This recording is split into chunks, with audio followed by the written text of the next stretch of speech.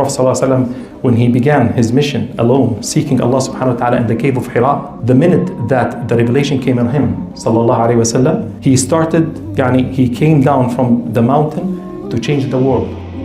And I mentioned that he started within his circle of influence, starting with his wife, Khadija, then within his family, his daughters and Ali ibn Abi Talib, then within his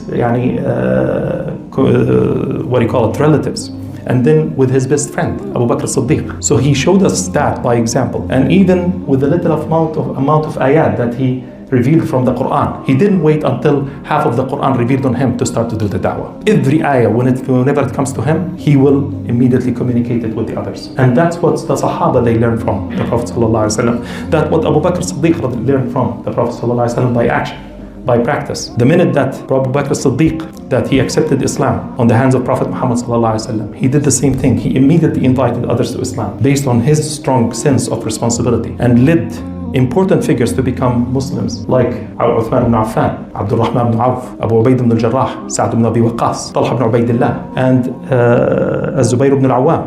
Those and many more. But those are elites from the companions.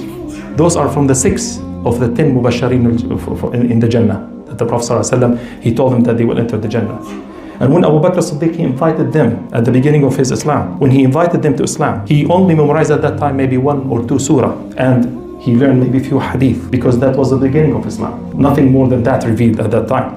And I believe each one of you now, they know much more than Abu Bakr as-Siddiq did at that time. So as you see from that this shows us that practicing the da'wah is not about the amount of information that you know. As the shaitan, he wants to convince you that you should learn as much as that amount, a big amount of knowledge in the Quran and the Sunnah and this to start to do the da'wah. No, it's not related.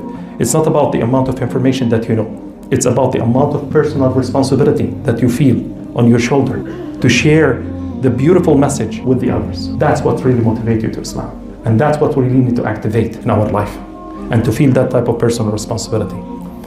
Engaging in da'wah and conveying the message of Allah subhanahu wa ta'ala can be done through 2 ways, through word and through action. Through word and action. And here inshallah, I will share with you examples on both methods. The first method, which is the common one, is to convey the message by word. To convey the message by word. Like initiating conversations about Islam, starting with your family. Yes, start with your family. Educate your spouse, your children and relatives. And I believe a lot of us, maybe they fail to do that. Especially here in Canada, you need to do that type of communication and to sit with your family and to practice that type of da'wah and share with them at least one ayah about Islam.